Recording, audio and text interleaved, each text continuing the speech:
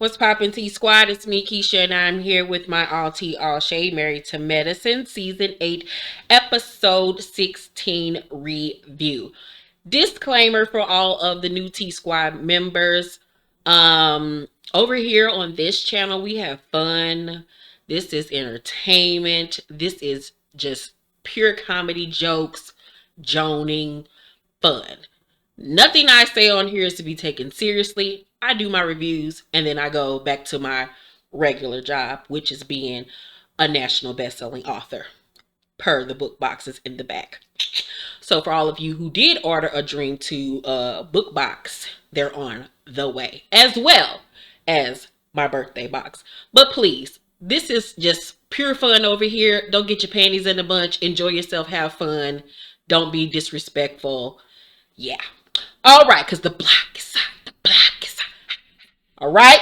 All right. So on last night's episode, Anila meets Heavenly and Quad at the bar and says drinks are on her. Pull it up. Pull it up. Yes. And she said she's going to put it on her tab for room 103. But lo and behold, she had went to the front desk and asked which one was Lisa's room, went to the bar and put it on Lisa's room tab. So she tells them that it's a $600 tab and that they all know where she getting it from. So Heavenly and Quad peep game and go right along with her ordering bottles of Veuve Clicquot. So I'm like, you gonna get your money anyway you can see it. I was like, go with Neela, go, because Lisa knew damn well she owed that woman money for posting the outfits. If she actually did post them, pay that lady. She did show, she did say on the show how much she charged, this, that, and the third. But she should have signed paperwork on top of that. So Anila, hopefully, has learned a life lesson. But I guess she said, fuck that, I'm gonna get my money, bitch. You got me fucked up. So Quiet later on that day gets the runs. And I was like, see, God don't like ugly. Now your ass on the motherfucking toilet shitting on yourself. So Contessa asked Heavenly, does she know that Scott is coming? And she was like, I heard he might be coming or whatever. But you can like tell that Contessa was like on edge. Like she just seemed nervous. Like this whole episode, she just came across like a battered wife, like being physically abused at home. So the men arrived and Contessa asked Scott, did the guys tell him why he was there? And he was like, they just said we came to kick it. So she like, oh, okay. So she knew that at dinner they were going to confront him. So she like mentally preparing herself for the fallout behind this. Because if she would have said something before they got to dinner, he probably, 9 times out of 10 wouldn't win. Y'all, I'm so tired. I started doing the boxes yesterday and I was up all night doing that. Child, my back, my neck hurt. I need a massage. I'm sleep deprived. I had to go get a new ID this morning because I'm going on vacation for my birthday. More info for that to come soon. But my birthday trip is already planned and I need a new ID, child. Didn't hardly get no sleep. Kyrie's not feeling well. It has just been a crazy weekend. So forgive me for yawning every 5 minutes, y'all. Forgive me. Now back to the review. So the couples head to dinner and Scott don't know that he is there for a marriage intervention. Heavenly kicks it off as soon as they sit down. And she was like, Scott, I'm just so happy you're here. And he was like, thank you. Thanks.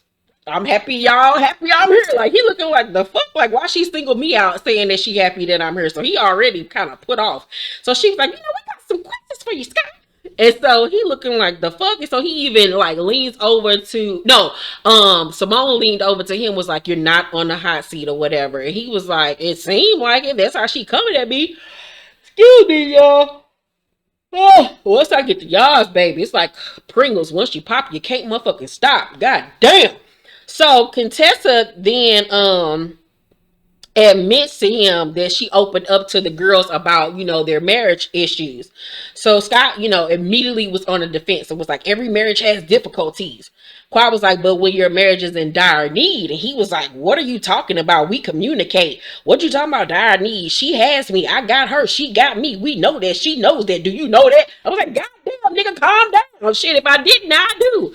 So he was like, I know you know that. To Contessa. tearing up and shit. And I'm like, bitch, speak up. The fuck? So then here come Groot.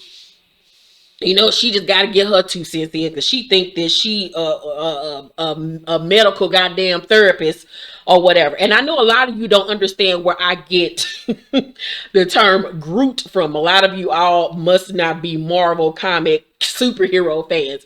But if you've ever seen any of the Guardian of the Galaxy films, there's a character in the film named Groot. And that is where I get the name for Jackie. This is Groot. Hey, Jackie.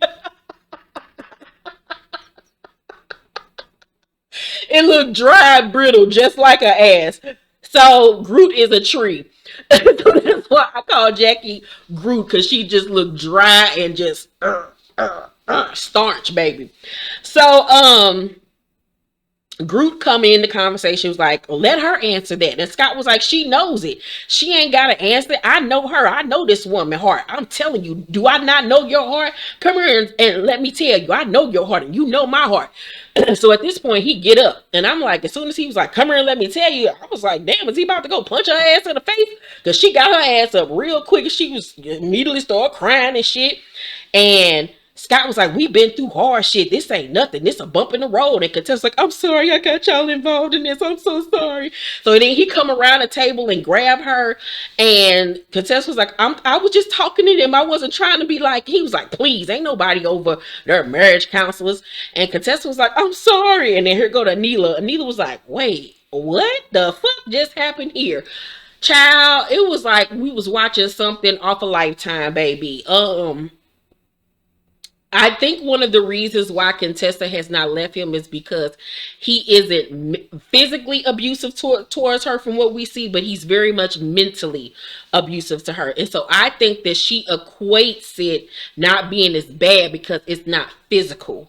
And a lot of women have gone through that. I've gone through that where I was in a toxic, mentally abusive relationship, and just words will trigger you and put you in your place. And I think that is where Scott has Contessa. He mentally abuses her and he gets off on it. And it's like just a nasty cycle merry-go-round of abuse. And she wants to get off, but she's afraid to get off because she has this picture in her head of this family that she's always wanted, especially considering that her father was a drug addict. He wasn't really there for her, and she wants to have the husband and wife, picket fence, dog, family.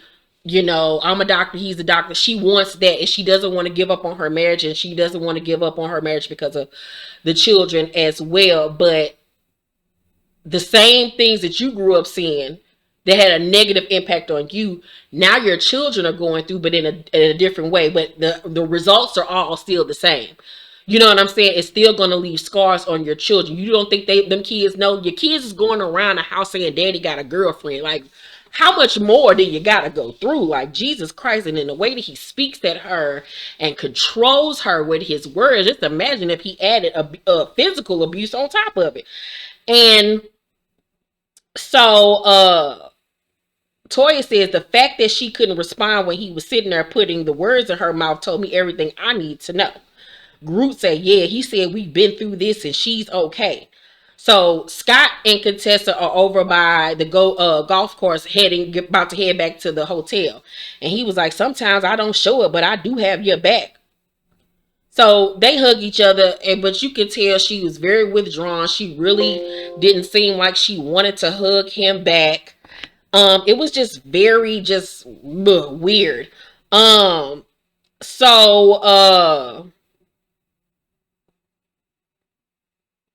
was I at? So back at the table, Big Country say it's like you put him on the defense, and Quad explains what Contessa told them. So Cecil was like, he ain't sure that with us. So then here come Big Country. Big Country is Jackie's husband. He was like, you can't have an opinion unless you have all the information. Shut your cheating ass up, nigga. Shut your cheating ass the fuck up. Shut up, nigga. Don't nobody want to hear shit that your stupid ass got to say, you Big Country nigga. So Heavenly texts Contessa to see if she's okay, and Contessa responded like, I just don't know no more. I just don't know what to do. So Cecil admits in his confessional that when Scott was over to his house down at the bar that he said he didn't have a life coach. So to hear that he's telling Contessa that he do got a life coach and it's a woman, everything kind of sounding tricky. And I was like, thank you, Cecil. Thank you. Keep it a buck. This nigga over here on some bullshit. So Quiet and Heavenly leave together, and they was like, I can't believe how Contessa was acting like this woman was in the military. Like, the fuck? Like, she act like a meek child around him. And I was like, it don't matter if you was in the military, you could be a police officer, you could be a bodybuilder. It don't matter. Abuse is abuse is abuse is abuse. And everybody doesn't, you could be very strong in one area and still be weak in another area. So they go to her room, contested room to talk. Heavenly asks Scott to join him, and Heavenly asked him about what Contessa told him about this whole counselor situation. And he was like, nah, I got a life counselor, but it's a man, his name Kevin Johnson. And he was like, I just said that shit just to say it. First of all, if you did just say it just to say it, why would you do that? Especially to your wife of all people. Why would you try to hurt her purposely and then leave that thought wandering in her head now to further, to dig into her and to make her hurt and to make her nervous and jealous and all of this? Like, who does that? Like, that's diabolical. Like, you're insane. There's something the fuck wrong with you that you would do that to somebody, especially that somebody that is your wife, that you said before God that you was going to protect at all costs, love, honor, and all of these things, and you intentionally hurt her that way. We all know you're lying, but still, just say for all intents purposes he was lying. Like, who does that? You too fucking old to be playing them type of games with somebody, and you just gonna let the shit go on. If you were, say for instance, lying, and you just gonna let her think that, what was the point? Like, why would you do that to her? Boy, fuck you. So he leaves the room, and Contessa's like, I don't like to spend my energy on things that ain't gonna change. And Quiet was like, it's your marriage, girl. If y'all gonna be together, then y'all gotta fix it. And Contessa was like, or we don't. And he was like, you need to stop talking about this. Girl, let me tell you one thing. I don't know who the fuck Scott thought he was talking to, but you got the right one, baby. Nigga, boy, bye. Hold up, my charger going out. And so Contessa was like, time to go. Like, you ain't gotta tell me twice, god damn it. Like, no sirree, Bob, I'm the fuck out of here. So they leave. And so Contessa was like, I'm surprised he let y'all in. Like, the fuck? I know it's certain things that, a husband and wife don't want to, expose to their friends. But let me tell you something. If my friends come to my room to check on me and my husband say, nah, bitch, you got me fucked up. Move. Nigga, you better move. Boy, bye. I don't agree with all that. Letting no man have that type of control over you. Girl, bye. So, where was I at? The next morning, Quiet and Anila talk about the walls being paper thin, and Anila asks, well, whose room is next to Contessa's? And Quiet was like, Kari. So then we see Kari go to Toya's room. She looks stressed the fuck out, and she says she need to talk. So they sit down, and Kari was like, girl, I get woken up by screaming at 8 o'clock this morning. Contessa was screaming at him, yelling, why are you asking for naked pictures? Why are all these women sending you naked pictures? Why do you have women naked breasts all over your phone? The fact that you have seen this, you know about this, like, what more do you need for this man to do to you for you to be like, enough is enough. I need to get out of this.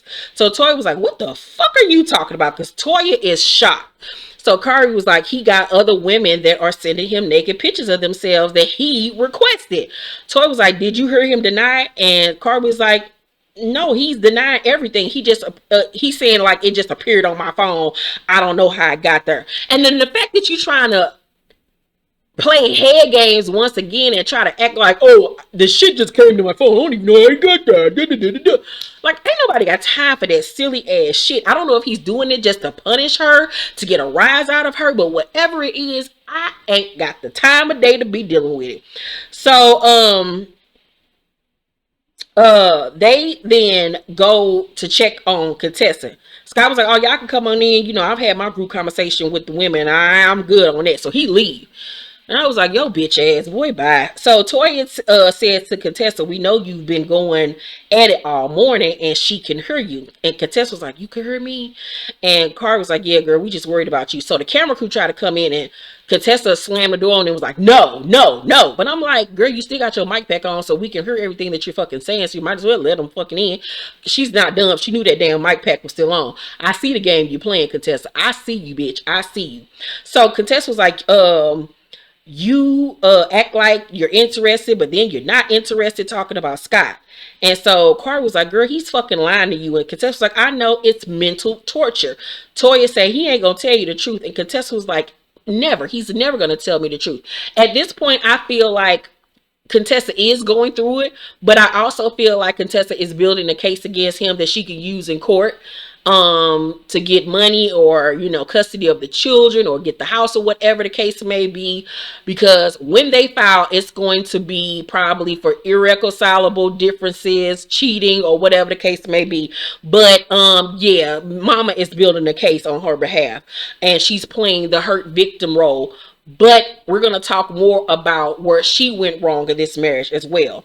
So Scott, Big Country, and Cecil are at the bar, and he tells them how things got real bad when they left the dinner, and that how Quad and Heavily came to check on her and wanted to have a conversation, and now Kari and Toy up there in the room. So Contessa says to the girls, I ain't begging nobody to love me. So back at the bar, Big Country gonna say they had 2 days for all the women to talk and see her perspective. None of them talked to you. Bitch, they tried to talk to him the night before at the table and he didn't want to answer no motherfucking questions. I'm tired of your ass sitting up here trying to stick up a nigga and his fuckboy behavior. Oh, but I forgot birds of a feather flock together. And your ass ain't no better. See, bye, Big Country. Ain't nobody got time for you. Just because Jackie old wooden leg ass took your ass back don't mean shit.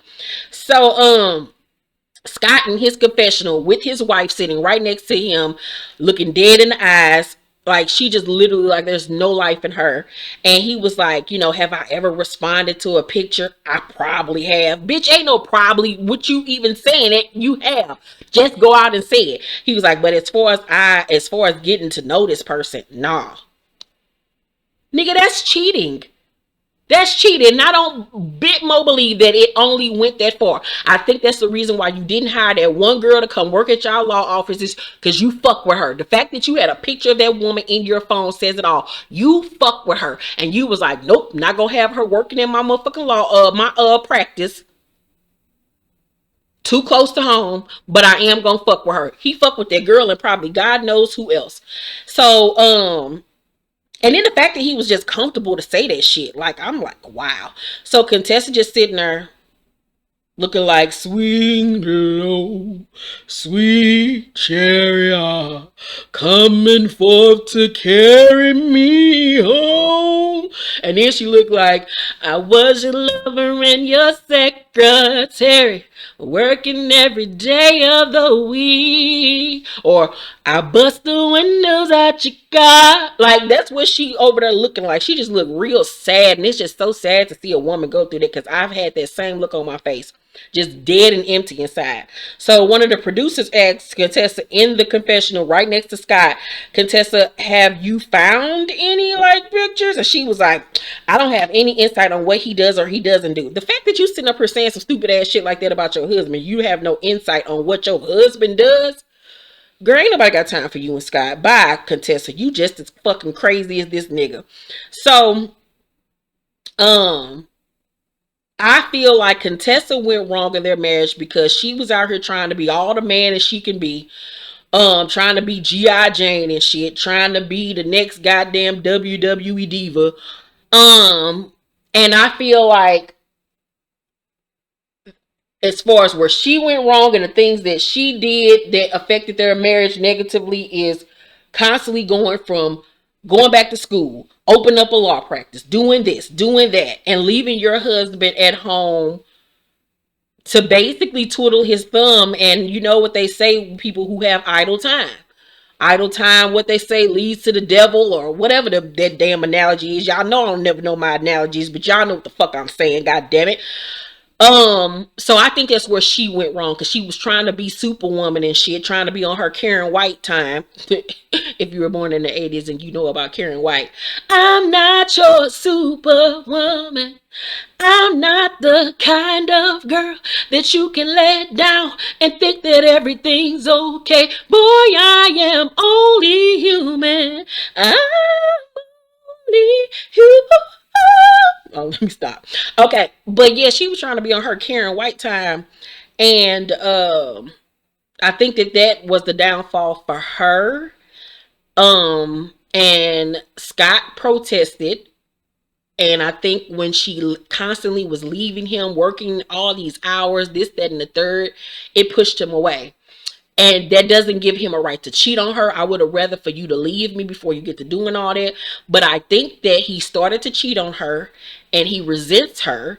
And now he's punishing her by playing games with her head and throwing these little nuggets out there to hurt her for hurting him by constantly leaving when he was telling her, no, stay at home. And now it's just getting nasty. It's getting really nasty. It's getting really, really nasty. And even though she was trying to work hard and do all of these different things, it still doesn't give him the right to purposely hurt her in the ways that he's been hurting her. It's not right and it's not fair. That is still your wife and the mother of your children. Just leave me the fuck alone. Don't do all this mental torture back and forth, saying one thing and then doing another thing, telling me you got a female therapist, and then next minute you saying, no, I just said that to just said it in the argument. I'm really seeing this person. You ain't seeing no fucking therapist, period. You got a bitch on the side. Stop it. Ugh. So, where was I at?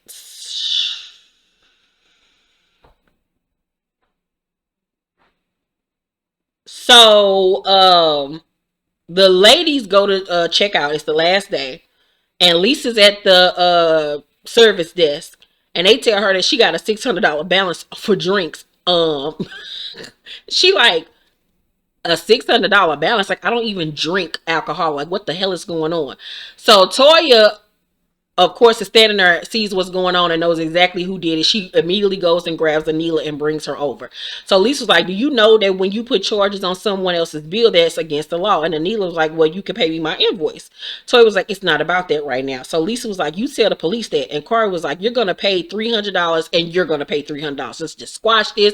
And Anila was like, I'm not doing shit. And Lisa was like, I'm not doing shit. So they start to argue in the lobby, just being a ghetto mess. Then they take it outdoors. Cecil and Big Country laughing and think the shit is fucking hilarious in the confessional. I love me some Cecil. Cecil can't do no wrong in my eyes. Don't you go fucking up Cecil. So, Kari was like, Lisa, don't be a Karen and call the police. And I'm like, first of all, Kari, shut your ass up, bitch. This bitch rung up a $600 fucking tab on my card that is against the law, bitch. You either gonna pay that shit or go to fucking jail. But then on the other hand, I'm signing with Anila because, bitch, you owe me 600 motherfucking dollars because I did a job for you. You need to pay me. I wouldn't have went about it that way because I just don't play with the law like that, and I ain't got time. But yeah. So Heavenly then come over and say, here girl, this half. And Lisa's like, did you do it too? And she was like, I should have told her not to do it, but I did drink. Child. So Anila at the end, you know how they tell us about where everybody's at in their lives because it was the season finale episode. Anila house is finally done.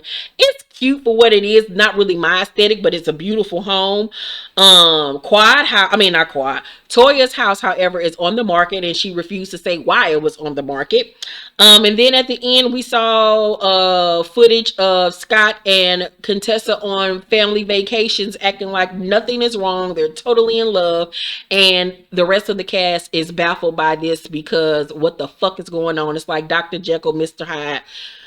And then we see at the reunion, she's going to allude to the fact that she's filed for divorce and he don't know about it. Girl, I don't know what the fuck is going on with Contessa and this man. And I ain't got time to be trying to figure the fuck out, these weirdos. So yeah, that was my season finale review of Married to Medicine. I give the episode Ooh, I give it an A. It was a really good season finale. I'm excited about the reunion. It's 3 parts. Does it really need to be 3 parts? Not really. It really could have been maybe 2 at the most. But you know how we do for the reunions. We're going to talk about fashions and all that. I won't be dressing up for this particular reunion like I normally do, or like I have been doing lately, because I just got too much shit on my plate, you guys. I just wrapped up writing Dream 2. I got to get these boxes out. The birthday box, the Dream 2 box. We got all the movie stuff going on. I got another project I have to write. So it's just a very busy time. Plus my birthday is coming up August 21st and I have vacation coming up. So it's just a lot. So bear with me. I do still plan on getting these videos out to you guys in a timely manner. But if I don't post on the night of, pretty sure it'll be up the next day or the next day after that. Just bear with me during this hectic time. I'm just so grateful and thankful to God to be busy in this way. So thank you, Lord. I love you guys. Thank you for watching. Let's talk down below in the comment section. Let me know what you thought about tonight's episode. What y'all think about Scott and Contessa's marriage. Do you think that Anila was wrong for charging that tab on Lisa's card for her room? Yeah, let me know. Love you guys. Thanks for watching. See you on the next one. Bye.